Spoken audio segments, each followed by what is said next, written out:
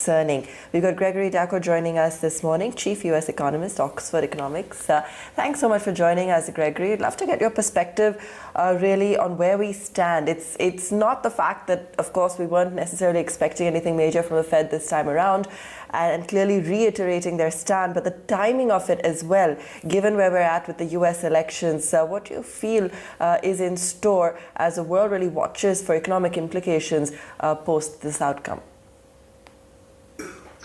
Well, I think from a Fed perspective, the Fed did what it has to do, essentially signaling that it is seeing some slowing in economic activity, that is ready to react should there be a need for more monetary policy stimulus, and also highlighting the importance of fiscal stimulus at this stage of the game.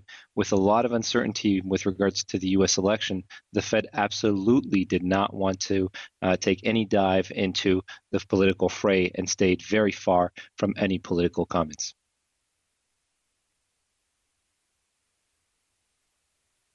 Sure.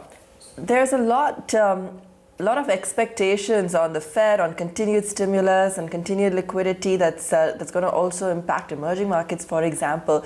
Anything in the statement coming in today that hinted that they may actually, relook at things depending on the election uncertainty, or is it completely indifferent really to what happens there? Because a lot seems to be hanging on the expectation there.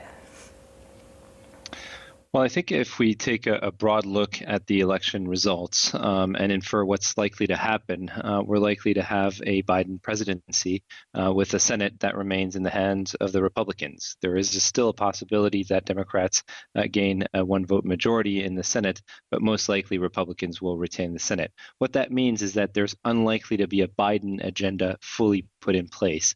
So we're likely to be in this policy gridlock type of environment. And in that environment, the focus is on the virus, because the virus will determine how strong the economic recovery is.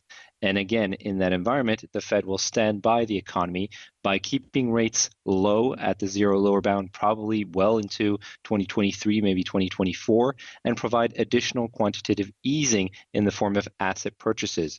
Should long-term rates start to rise too rapidly, they've also indicated that they're thinking about buying longer-term treasuries to keep interest rates low and keep credit conditions relatively easy.